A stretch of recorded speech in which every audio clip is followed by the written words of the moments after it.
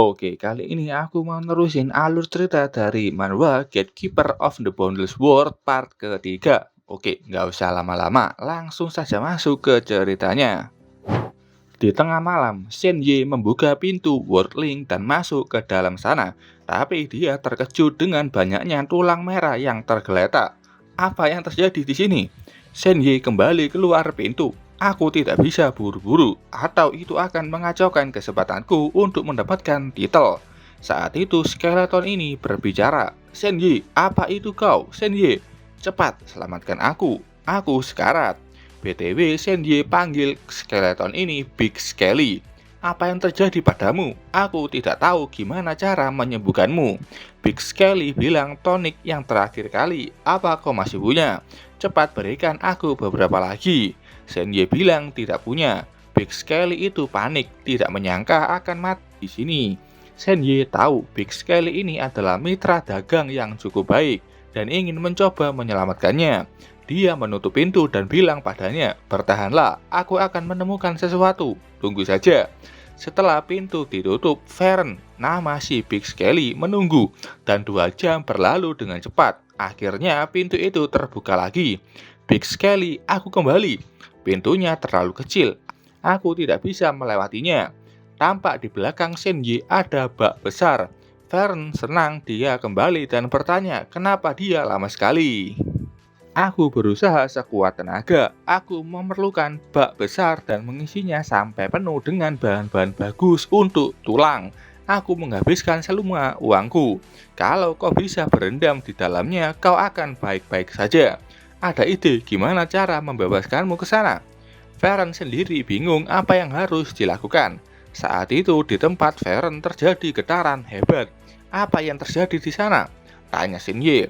Feren panik, mereka berhasil menerobos. Shenye bertanya, memangnya siapa? Itu manusia dan elf. Ini sebenarnya adalah lorong rahasia. Bagian luarnya adalah benteng undead kami. Dan manusia bersama elf sedang melancarkan serangan penuh. Feren mengeluarkan cincin. Pertempuran belum berakhir. Aku terlalu lemah untuk bertarung. Ambil ini adalah spatial ring. Pakai sekarang. Aku harus sembunyi. Feren mengucapkan mantra dan saat itu tubuhnya masuk ke dalam spatial ring yang sudah dipakai sama Shenye. Setelah itu terjadi ledakan besar di lorong rahasia dan Shenye panik langsung menghilangkan pintunya. Hampir saja aku akan tamat kalau aku terjebak di dalam ledakan itu. Shenye bertanya ke Feren yang sekarang ada di dalam cincin. Apa kau akan bersembunyi saja?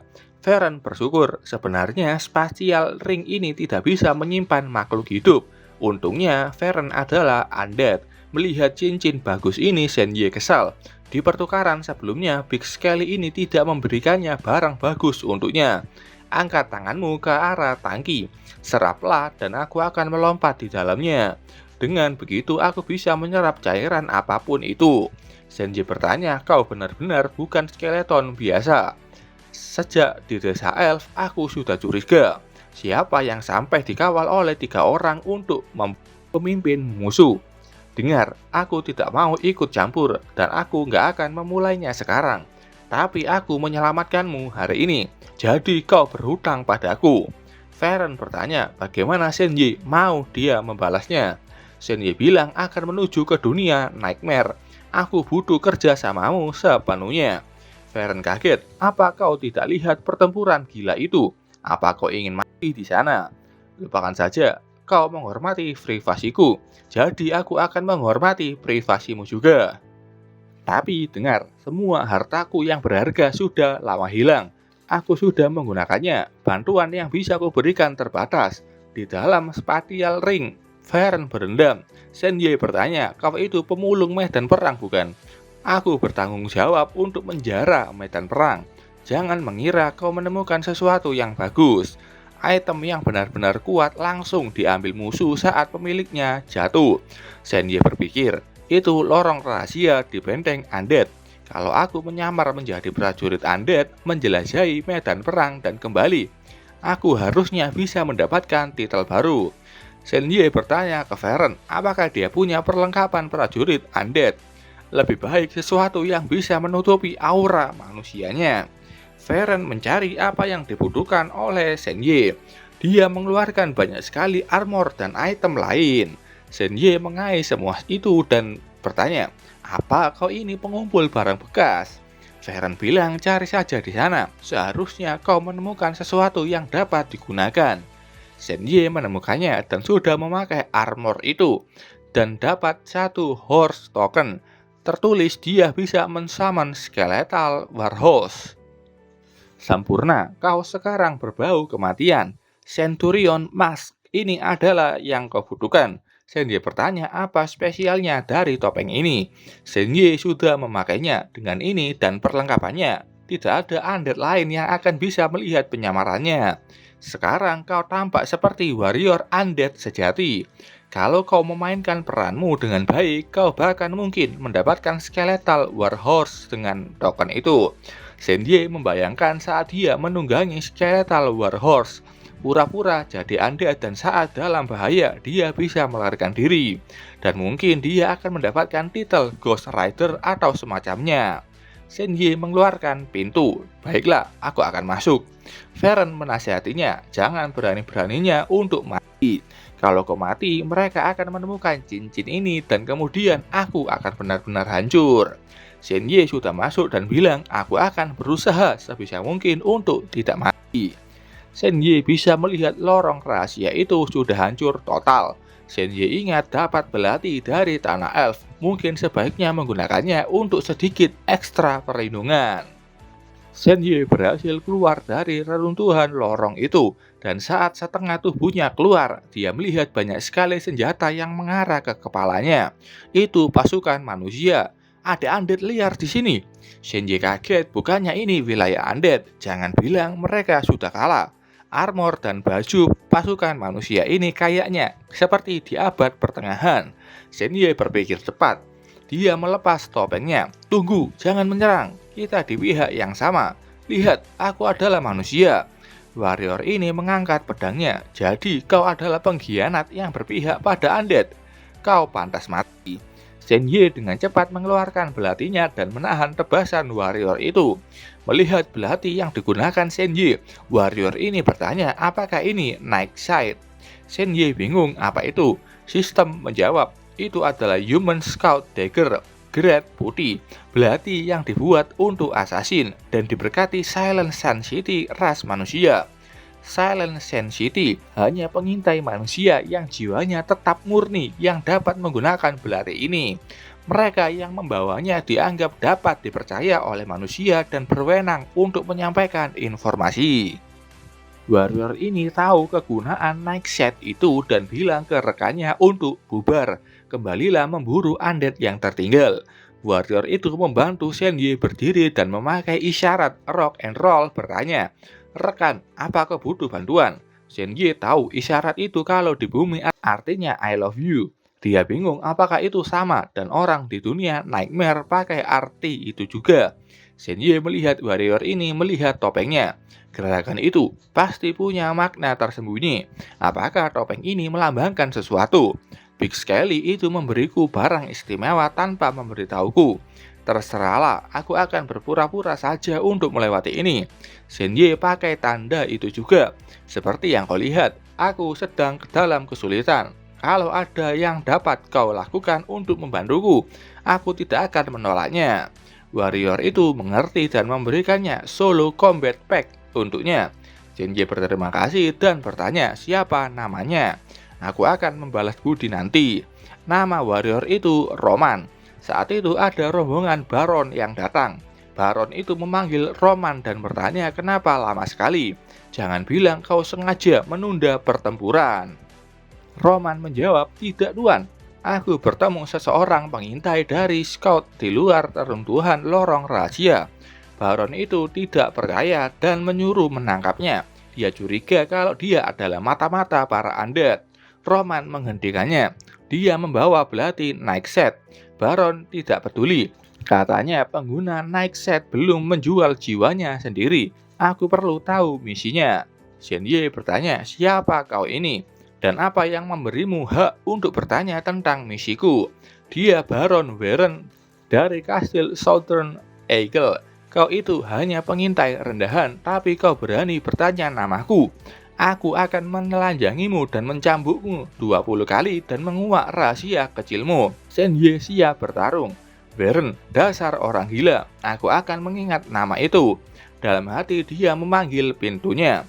Baron Warren marah, dasar pengintai rendahan, berani mengancamku. Kau yang memintanya. Dia menyuruh para bawahannya segera membunuh Senye. Dan saat semua senjata itu jatuh di tempat Senye berada, terjadi keheningan karena Senye sudah tidak ada di tempatnya, membuat mereka bertanya-tanya kemana dia pergi.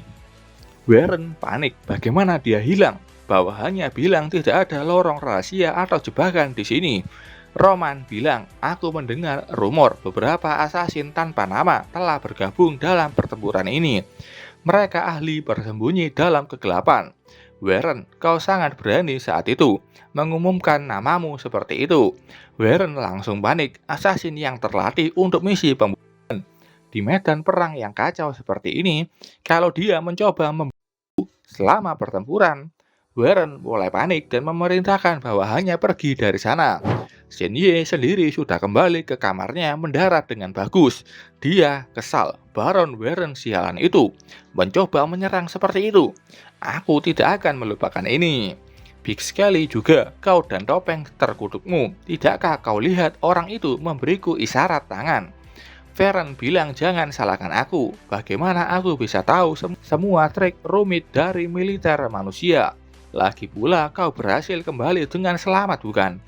Sistem muncul. Senye sekali lagi mendapatkan titel One of Us. Hijau bagus. Penjelasan titelnya agak panjang. Intinya Senye yang manusia biasa berhasil selamat dari situasi yang seharusnya benar-benar kalah dan lolos tanpa cedera. Itu adalah gelar One of Us lain. Senye pernah mendapatkan titel ini dulu. Sistem bilang kalau dia mendapatkan titel One of Us sekali lagi, dia bisa mendapatkan titel kehormatan khusus. Manusia biasa dengan 3 titel luar biasa One of Us berturut-turut. Titel ini bisa berresonansi dengan kekuatan yang dahsyat dan memanggil kemampuan terpendam. Dan Senye hanya punya 1 kali kesempatan untuk mendapatkan kemampuan terpendam itu. Senye bingung, 3 titel yang identik. Jadi kalau titelku berikutnya juga One of Us, aku mengaktifkan itu. Tapi kalau itu titel lainnya, aku akan kehilangan kesempatan. Senye bingung gimana cara dia bisa mendapatkan gelar One of Us lainnya. Kalau dari deskripsinya, dia harus berada di situasi yang mengerikan, menghadapi peluang yang tidak bisa diatasi, dan menggunakan akal sehatnya untuk melarikan diri. Kedua situasi sebelumnya memang seperti itu, entah di desa elf atau di medan pertempuran barusan. Dia ada di wilayah musuh dan menghadapi krisis hidup dan mati. Tapi pada akhirnya aku bisa lolos dari itu dan bahkan mendapatkan keinginan mereka untuk membantuku. Itu dia, itu mungkin kunci mendapatkan titel ini. Tapi itu standar yang tinggi, seperti berjalan di atas kulit telur dan hanya punya 1 kesempatan. Ini benar-benar terlalu beresiko. Bermain api, kau akan terbakar. Senye kayaknya mau membuang kesempatan itu.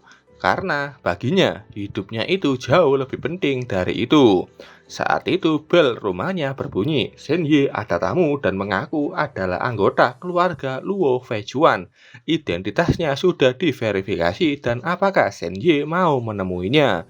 Senye penasaran siapa itu. Sersan Luo meninggal saat menyelidiki kasusku dan menyelamatkan hidupku setelah dia meninggal. Tidak mungkin aku bisa menolak untuk menemui salah satu keluarganya. Senye diberitahu kalau dia ingin bertemu di ruang tunggu lantai 50. Di lantai 50, Senye ke sana dan melihat adanya wanita cantik berambut ungu panjang membawa sebuah pedang. Senye, ya itu aku. Senye melihat titel wanita itu, Great Swordman. Halo, aku Xiao Mengyu, adik perempuan Luo Feijuan. Aku di sini ingin tanya beberapa pertanyaan. Senye menyambut jabat tangan itu. Senye sudah bertemu banyak orang, bahkan manajer Qian Rushan tidak punya sebuah titel. Manusia, undead, atau elf di dunia Nightmare pun tidak semuanya mempunyainya. Hanya High Priest Elf yang punya titel sepanjang itu. Dan gadis ini adalah orang kedua yang dilihat oleh Shen Yi mempunyai sebuah titel. Jadi dia yang membuat manajer Qian pucat hanya dengan menyebutnya. Meng Yu bilang kakaknya melacak pembunuh Shen Yi, pria berkacamata itu. Selama pertarungan, senjata kakaknya tidak berfungsi dan membuatnya kehilangan nyawa. Aku tahu siapa yang mengutak-atik senjata itu. Itu adalah dua teman sekelasnya. Motif mereka adalah kecemburuan atas prestasi kakakku. Dan aku sudah membunuh mereka semua. Perkataan yang kejam tapi keluar dari mulut gadis cantik ini. Shen Yi bertanya, bukannya manajer Qian bilang itu sudah ditangkap hidup-hidup. Apakah itu berarti kau yang membunuh wanita lain yang merusak senjata itu juga?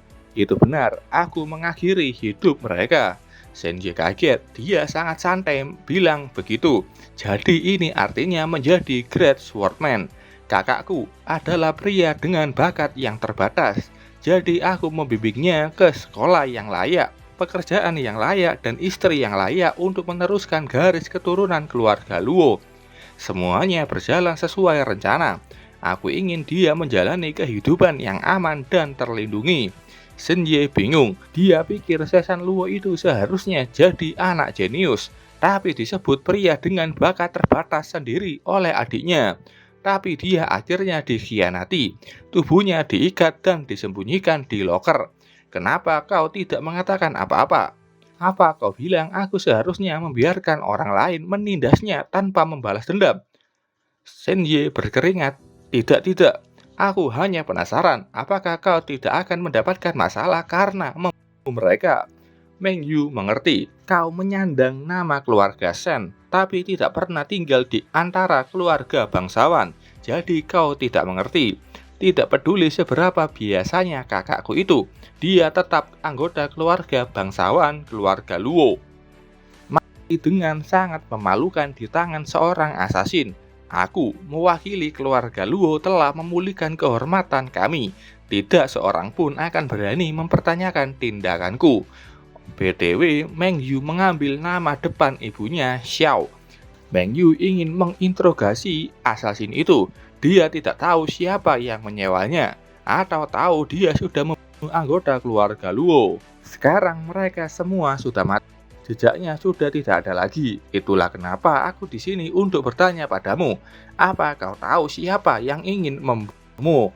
Apa kau mencurigai seseorang?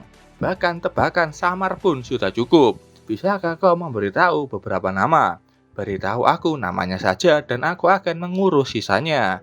Shen Yi bilang tidak tahu siapa di balik ini, tapi kau sudah membalas dendam atas kematian Sersan Luo dengan membunuh mereka yang bertanggung jawab.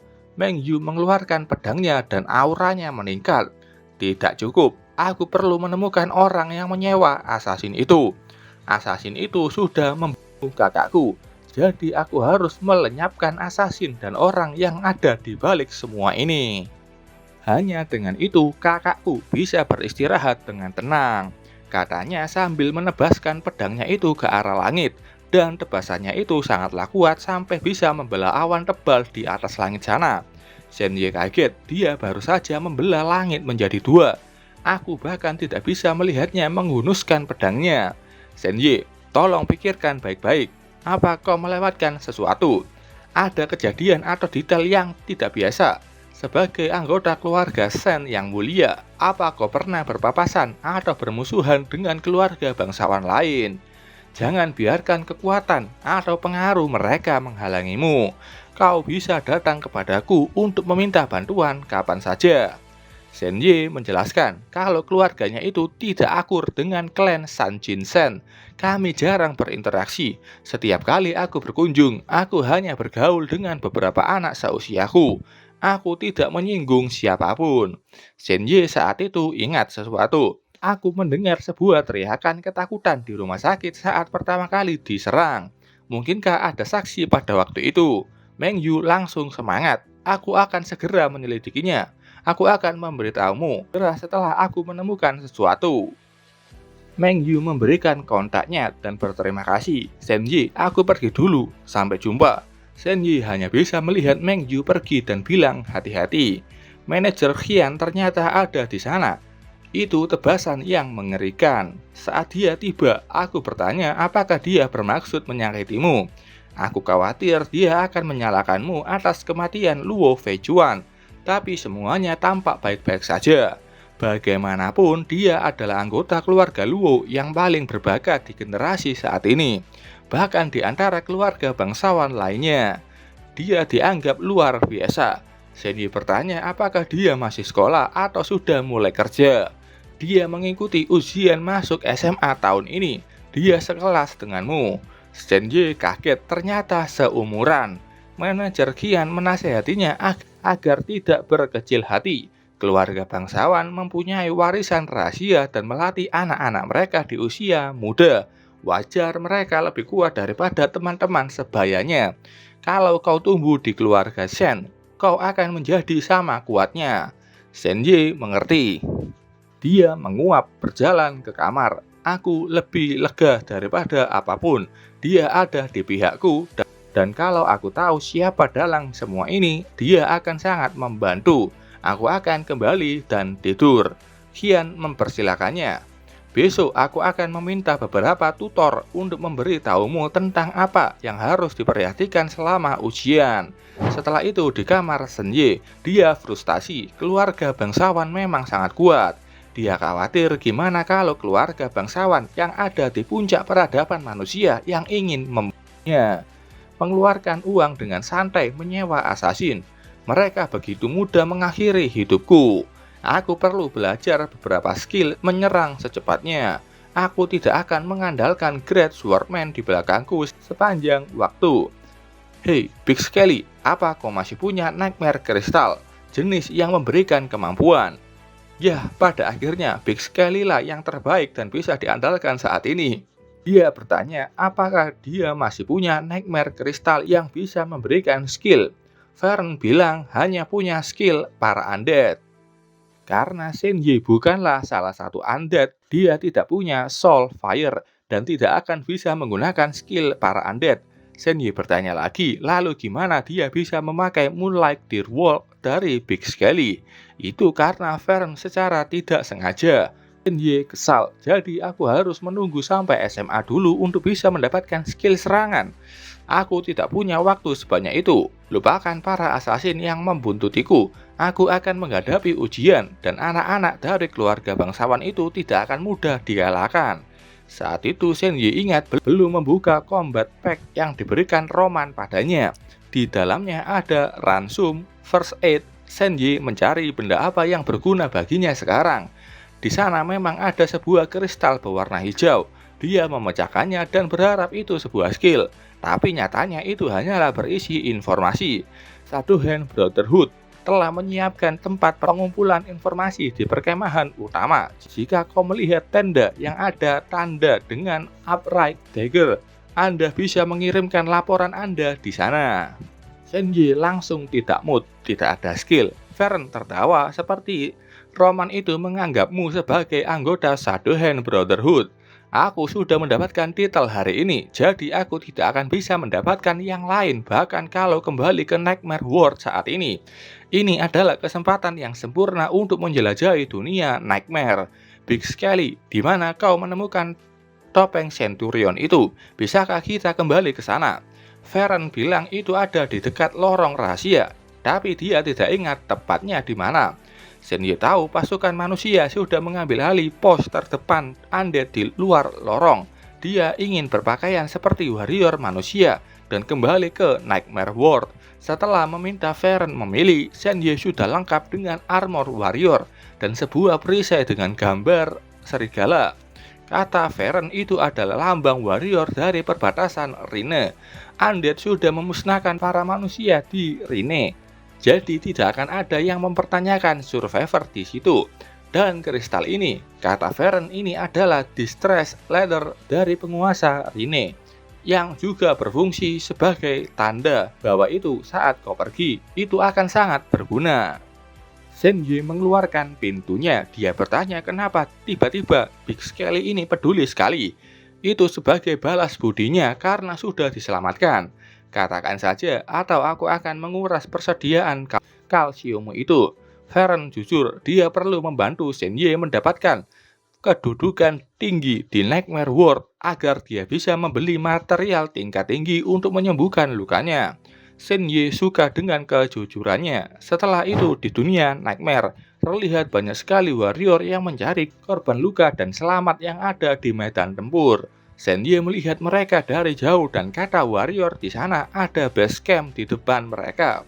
Senji tidak mau bertindak gegabah. Kalau dia bertemu dengan pasukan itu sebelumnya dan mereka mengenalinya, maka akan tamat riwayatnya. Senji mengendap-endap karena ada banyak mayat. Dia ingin mendapatkan info dari mereka. Murmur of the Dead aktif. Kalau ada mayat, dia membangunkan undead besar itu dan bertanya apakah dia tahu topeng seperti ini. Katanya tidak tahu. Setelah itu Senji berlarian ke sana kemari menanyakan undead atau manusia yang sudah tewas tentang topeng Centurion tersebut. Senji kelelahan karena tidak ada satupun yang tahu mengenai topeng itu. Ini seperti mencari jarum di tumpukan jerami. Saat itu dia melihat adanya werewolf yang meninggal di sampingnya. Itu sempurna, werewolf punya hidung yang menakjubkan. Mungkin dia bisa membantu. Hei anjing baik, apa kau pernah melihat atau mencium sesuatu seperti topeng ini? Katanya hanya lihat topeng itu milik Centurion. Di sana, dia hanya punya satu lengan tersisa. Senji senang dan menyuruhnya kembali sekarang. Senji melihat tangan itu. Feren bilang dia kena serangan sihir skala besar. Hanya tersisa satu lengannya. Apakah Murmur of the Dark bahkan bekerja? Senji bertanya saja. Kawan, apa kau di sana? Tangan itu gemetar dan menggunakan tanda upright hand milik Shadowhand Brotherhood. Senji senang dan menemukan orang yang mempunyai topeng ini. Dia bertanya apa ada yang bisa dia ceritakan padanya. Tangan itu menunjuk ke arah lain dan di sana ada sesuatu seperti sepatu yang tergeletak. Senji ke sana dan menutup hidungnya karena bau but ini menyengat sekali. Dia melihat ada sesuatu di dalamnya. Senji mengeluarkannya. Di dalamnya ada seperti manik dan sebuah kertas. Sistem bilang dia menemukan banyak item khusus untuk membuka kemampuan tambahan item lore. Senji sekarang bisa melihat deskripsi item. Naik Shadow Insignia tingkat biru. Insignia ini diukir dengan arcane rune misterius yang mampu mengaktifkan senjata tertentu. Tanpa senjata yang sesuai ini hanyalah perhiasan yang tidak berguna. Senjata, apakah mungkin? Senji mengeluarkan belati Night Set yang diberikan suara misterius. Dan benar saja, ini adalah senjata yang sesuai. Insignia itu tampak beresonansi dengan belati itu dan item ini naik level. Dari Night Set menjadi Nightfall. Dagger ini punya tingkat biru dan ada sebuah thread lain, sharp, piercing, dan bleeding. Selain itu, belati ini hanya assassin tingkat tinggi yang boleh menggunakannya. Punya Shadow Blessing yang akan memancarkan tanda kekuatan unik, menandakan statusnya dan memungkinkan untuk menjalankan misi Brotherhood Shadowhand. Senji senang, senjata barunya menjadi Shadowfall yang keren. Dia juga menemukan surat tersebut. Isi surat itu hanya pemberitahuan kalau aliansi manusia dan elf melakukan misi gabungan dan para Shadowhand bisa ikut berperan memberi informasi berguna dan bisa ditukar menjadi hadiah. Senji juga ingat di kristal itu menyebutkan tendanya ditandai dengan 3 belati tegak. Itu pasti lokasi Shadowhand. Masuk akal, Roman pasti anggotanya juga. Dia melihat topengku dan memutuskan untuk memberiku kesempatan. Senji senang menukarkan informasi aktivitas undead itu mudah. Dia mulai pakai Murmur of the Dead bertanya ke setiap undead di sana. Tapi setiap undead itu menjawab kalau tidak tahu apa-apa. Mereka hanya warrior biasa yang dapat perintah untuk bertarung saja. Senji mulai kesal dengan mereka yang tidak tahu apa-apa. Saat itu Feren bilang kalau dia bisa memberikan informasi. Benar juga, kita punya undead yang siap pakai di sini. Senji bertanya, undead yang menawarkan diri untuk menjual kaumnya sendiri. Kau tidak mencoba menipuku lagi bukan? Feren bilang undead memang orang-orangnya, tapi mereka semua punya dendam padanya. Shenyi juga ingat Big Skelly ini tampak lebih menderita di antara para undead lainnya. Feren bertanya info macam apa yang dia mau, yang menggemparkan atau yang biasa-biasa saja. Aku tidak bisa melebih-lebihkannya. Lagi pula aku hanya orang biasa. Kalau aku menyerahkan sesuatu yang menggemparkan, mereka akan menyelidikinya dan aku akan mengambil resiko besar. Feren paham dia punya sesuatu yang cukup bagus untuk memberikannya hadiah yang layak.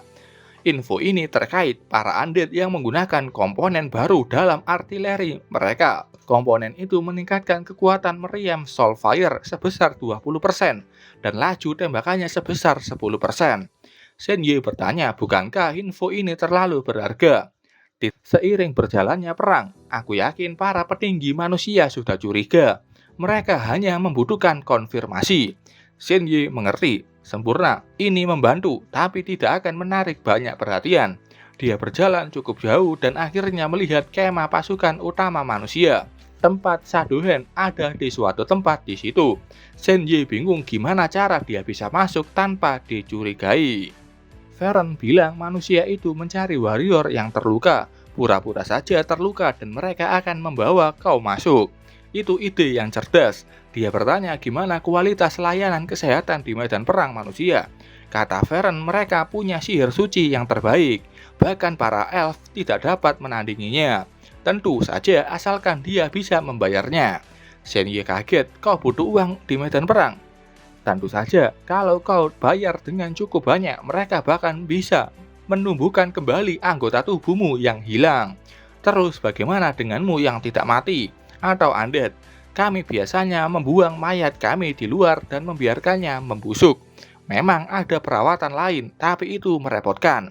Undead harus melakukan sebuah ritual khusus, mewujudkan altar pengorbanan, lalu memenjarakan sekelompok undead atau makhluk hidup lainnya, dan menguras kekuatan hidup mereka. Metode ini memulihkan kami secara instan, tapi mengorbankan kekuatan hidup orang lain. Belum lagi, hanya undead tingkat tinggi dengan pengetahuan yang tepat yang dapat melakukannya. Shenyi tahu manusia lebih hemat biaya, sayangnya dia bangkrut sekarang. Tapi dia ingat ada cincin spasial Feren yang punya banyak harta di dalamnya. Saat itu Shenyi berjalan mendekati palu raksasa di sana. Aku punya rencana. Dia mengalokasikan semua poinnya ke strength. Dia mengangkat palu besar itu. Feren bertanya, apa yang ingin kau lakukan? Kalau aku kehilangan suaraku setelah ini dan tidak bisa teriak, pastikan kau membantuku. Feren panik, apakah kau serius? Shenyi menjatuhkan palu itu tepat di punggungnya dan menimpa tubuhnya. Shenyi langsung muntah darah karena rasa sakitnya. Feren bertanya, kenapa harus berjuang begitu keras hanya untuk peran tidak penting? Kalau kau bahkan tidak bisa berpura-pura mati, bagaimana aku bisa memerankan peran tidak penting ini? Shenyi meminta tolong. Dengan batu di tangan kirinya, dia memukul perisai besinya. Teriak dan suara nyaring itu didengar oleh warrior lain. Ada yang meminta tolong di sana. Setelah itu mereka pun ke arah suara itu berasal dan meminta orang itu bertahan di sana. Setelah itu tampak Shenyi sudah dibawa ke kemah dan ada seorang pendeta wanita yang membacakan mantra penyembuhan padanya dan energi hijau itu tampak menyembuhkan Shenyi dan wajahnya terlihat lebih cerah. Saat itu datang 3 orang penting. Pendeta ini bilang sudah menyembuhkannya. Penyihir tua ini bilang membiarkan dia pergi dan akan ada orang yang membawakan bayarannya. Shenyi yang sudah sembuh bangun dan bertanya di mana dia. Pangeran Pirang ini mendekat dan bilang kalau dia sudah aman dan dia ada di perkemahan manusia. Shenyi bertanya, siapa Anda? Aku adalah Pangeran Norton. Perisai yang kau bawa berlambang anjing liar. Katakan padaku, apa kau dari Rine? Shenyi gemetar senang, akhirnya aku menemukanmu. Rine telah diserbu undead, tolong kirimkan bantuan ini, pesan dari dewa. Penyihir tua itu membaca isi kristal itu, dan isinya suara dari Lord Lawrence yang butuh bantuan banyak untuk Rine. Penyihir tua ini memastikan kalau kristal ini asli dan itu memang suara Lawrence. Pangeran Norton menjelaskan dengan wajah sedih. Kau memang dari Rine, tapi ada sesuatu yang harus kau ketahui. Rine sudah dimusnahkan. Anda telah menyerbu wilayah itu. Aku khawatir kau satu-satunya yang selamat. Senye kaget dan tidak percaya dengan informasi itu. Dia mulai menangis, memanggil ayah, ibu, Zelo, grandma, Yuren, Kanye, Lulu. Tidak satupun yang selamat. Tidak, aku tidak percaya itu. Entah itu nama siapa saja yang dia sebut. Nah, kau telah melalui neraka dan kembali bertahan hidup dari palu para undead giant itu. Itu adalah keajaiban. Kau satu-satunya harapan bagi Rine. Beristirahatlah, jangan khawatir tentang apapun. Besok aku akan mengatur agar kau dipindahkan ke garis belakang kekaisaran, di mana kau bisa hidup dengan aman. Mendengar itu, Senye berpikir keras. Dia harus ke tenda Shadowhand dan melaporkan info yang dia miliki dan bisa mempelajari skill baru. Aku tidak bisa membiarkan mereka membawaku ke garis belakang. Senye berterima kasih tapi meminta membiarkan dia tetap tinggal di medan perang. Norton bertanya, kenapa? Senye dengan akting luar biasa mengatakan harus membalaskan dendam orang-orangnya. Aku tidak bisa membiarkan undead lolos begitu saja. Aku ingin melawan mereka. Usir mereka semua dan habis mereka semua. Akting itu berhasil membuat semua orang di sana menahan tangisannya dan kesedihan.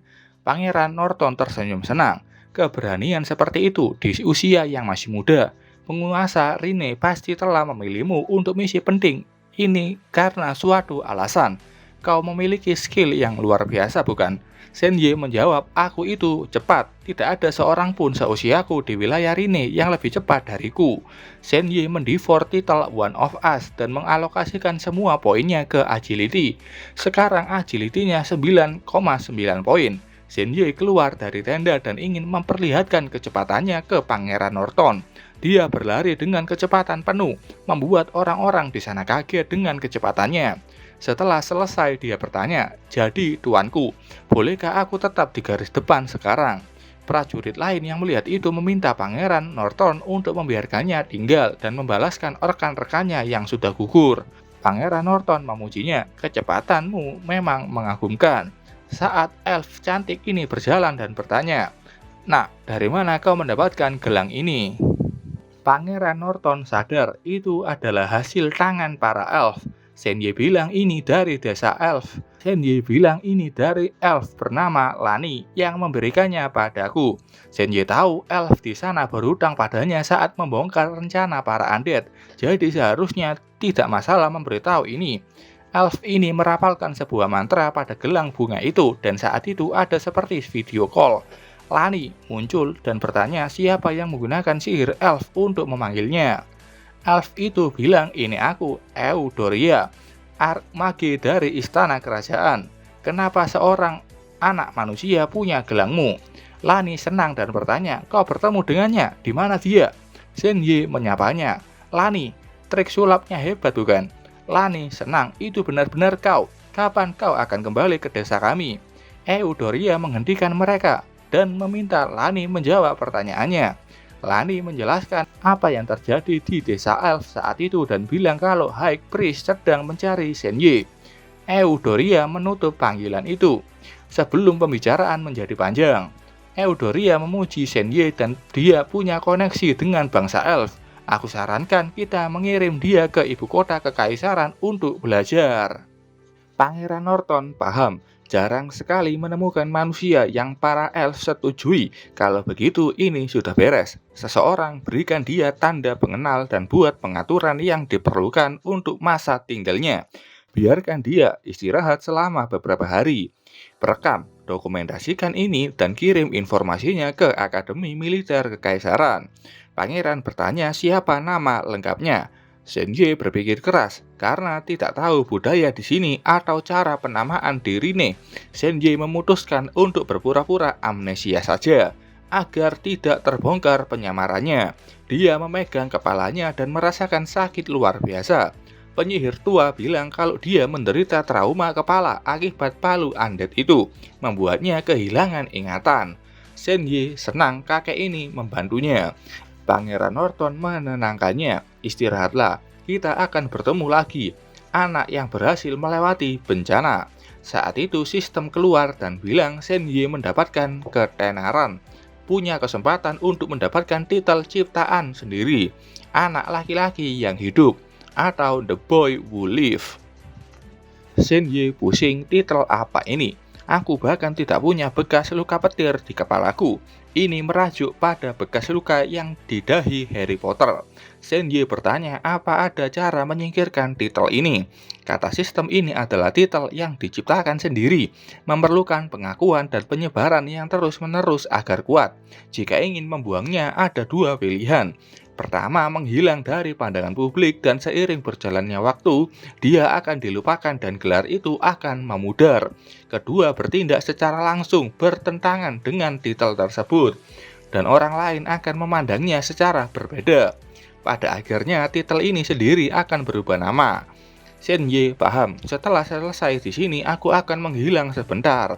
Prajurit di sana memanggil Senye, The Boy Who Live, dan Pangeran Norton bersama rombongannya pergi dari sana. Senye bertanya ke Big Skelly, ada apa dengan Pangeran Norton itu? Bagaimana mungkin beberapa kata darinya saja bisa meningkatkan reputasiku? Varen menjelaskan Pangeran Norton adalah putra tertua dari keluarga kerajaan, calon kaisar, dengan kata lain pewaris tata. Dia adalah orang yang memimpin aliansi manusia dan elf untuk memukul mundur serangan undead. Penyihir tua ini bilang kalau anak itu menarik. Elf bertanya, apa yang kau lihat? Dia membawa Shadowhand insignia tingkat tinggi. Untuk anak semuda itu bisa mencapai sejauh ini, dia bukanlah orang yang berbakat biasa. Elf ini tahu maksudnya, berarti itu bukan. Pangeran Norton juga paham. Aku juga melihatnya, itu adalah Nightfall. Hanya assassin tingkat tinggi yang punya. Aku tidak menyangka akan menemukan orang berbakat seperti itu hanya dengan berjalan-jalan di sini. Sungguh beruntung. Nominasikan dia untuk mendapatkan medali keberanian atas namaku.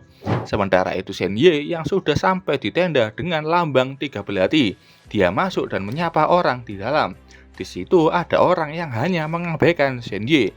Tapi saat Senye memakai tanda Shadowhand dan kata sandi, semoga Shadow melindungi kita semua. Orang ini bertanya dengan tanda yang sama. Berita apa yang kau bawa? Aku mengambil ini dari meriam Soulfire milik Undead. Kau mungkin sudah tahu bahwa artileri mereka telah menghantam keras kelompok kita. Orang ini memujinya, ini adalah intel yang berharga. Dia bertanya apa yang dia inginkan sebagai gantinya. Dia punya banyak barang bagus. Pertama ada tactical camouflage dagger. Dilapisi racun, cocok untuk assassin di medan perang. Bisa bertahan selama 2 tahun, cukup dijilat dan dia bisa memalsukan kematiannya. Senye bertanya apakah ada hal yang lain. Orang ini mengeluarkan sebuah peluit. Dan saat dia meniupnya datang seekor kuda yang tiba-tiba seperti kejang dan terjatuh. Ini adalah seekor kuda yang bisa berpura-pura mati. Senye bertanya, apa ini seharusnya dipasangkan dengan belati itu? Satu set ada semacamnya. Itu benar. Senye bertanya, apa ada yang lain? Masih tidak terkesan ya? Baiklah, kalau ini adalah field piercing lens. Dilengkapi shadow kristal yang bisa membuat pemakainya melihat melalui pakaian, memperlihatkan uang dan barang berharga siapapun. Senye langsung trauma memakai kacamata itu.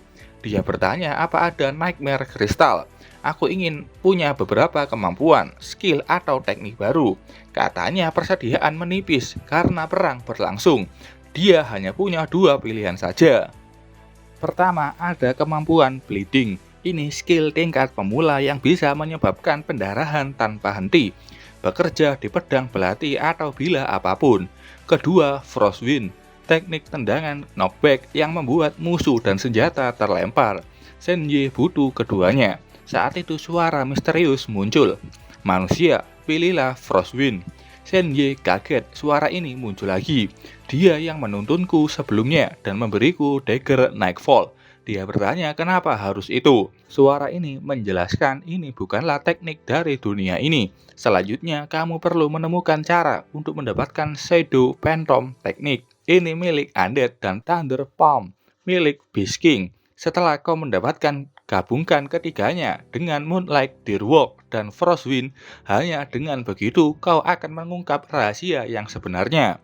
Senye kaget, itu bisa mengungkap rahasia. Baiklah, aku akan mendengarkanmu. Senye sudah mengambil Frostwind dan sekarang itu sudah menjadi miliknya. Senye mempelajari informasi di dalam kristal itu dan gerakan apa saja yang akan dilakukan setelah memakai Frostwind. Orang ini bilang Frostwind hanyalah teknik menendang dasar dan hadiah tugas Senye jauh lebih berharga. Apa dia punya permintaan lainnya? Katanya tidak ada untuk saat ini. Baiklah, ambil emas ini untuk menutupi selisihnya. Senye menerimanya dan keluar dari tenda Shadowhand. Dia bertanya ke Varen apa dia punya skill undead. Varen mengingatkan sekali lagi kalau Senye itu tidak punya Soulfire Shadow Phantom Teknik. Varen kaget, bagaimana kau tahu teknik ini? Lupakan saja, kalau kau punya aku butuh teknik itu sekarang. Varen punya, tapi ini adalah teknik tipe Phantom paling dasar dan tidak berguna. Hanya membutuhkan agility saja dan spirit yang cukup untuk mengeluarkannya. Kristal Shadow Phantom Teknik dikeluarkan oleh Varen. Teknik ini bisa melepaskan bayangan gelap untuk membingungkan lawan. Aku sekarang punya 7 poin atribut. Aku akan memasukkan 3 poin ke dalam spirit. Sekarang menjadi 3,9 poin. Memasukkan 4 poin sisanya ke agility. Dan sekarang aku punya 6,9 poin agility. Dan memenuhi syarat memakai skill ini. Senye berjalan ke hutan dan mencari tempat sepi untuk menggunakan spell undead. Kalau ketahuan memakai skill undead, riwayatnya bakalan tamat. Setelah sampai di tempat sepi, dia memakai Shadow Phantom Teknik. Keluar sebuah phantom dari tubuh Senye dan setelahnya teknik itu hilang. Sepertinya ini tidak ada fungsi lain selain menakut-nakuti lawan.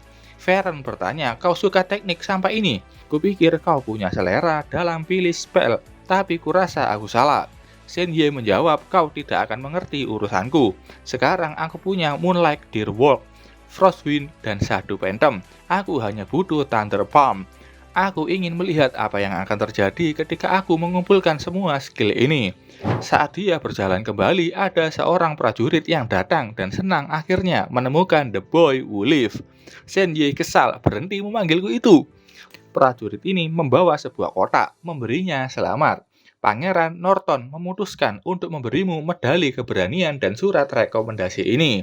Senye bingung bagaimana dia bisa mendapatkan medali ini dan berterima kasih pada prajurit itu dan akan mengabdi pada kerajaan di masa depan. Prajurit ini bilang dia bisa mengikuti pasukan yang kembali ke ibu kota kekaisaran atau dapat pergi sendiri. Ngomong-ngomong, bawa surat ini dan laporkan ke akademi militer di kekaisaran. Mengerti? Dimengerti, Pak. Senye dalam hati berterima kasih pada Pangeran Norton. Dengan uang ini dia punya uang untuk hidup di dunia ini. Emas yang baru dia peroleh dari Shadowhand juga dapat diambil untuk menghidupi keluarganya di bumi. Tujuanku untuk perjalanan ke dunia lain ini telah tercapai. Saatnya bagiku untuk pergi kembali. Setelah itu di pagi hari di Human Martial Art Group, ada seperti avatar AI yang bilang emas Senye sudah ditukar dengan uang 65.444 yuan. Itu sudah ditransfer ke rekening yang dituju sesuai permintaannya. Senye berterima kasih padanya. Saat itu HP-nya berbunyi. Itu dari ibunya yang bertanya kenapa mentransfer uang sebanyak ini. Senye bilang itu adalah uang saku yang dia terima di sini dan menenangkan ibunya. Karena dia juga tidak menghabiskan uang untuk tinggal di sini. Setelah itu dia mengecek HP-nya lagi dan begitu banyak pesan untuknya. Salah satunya dari Zhao Yibing yang menangis meminta maaf dan mengajaknya nonton malam ini. Pakai foto tercantiknya. Senye membalas untuk menghadapi kenyataan dan menolak tawarannya itu.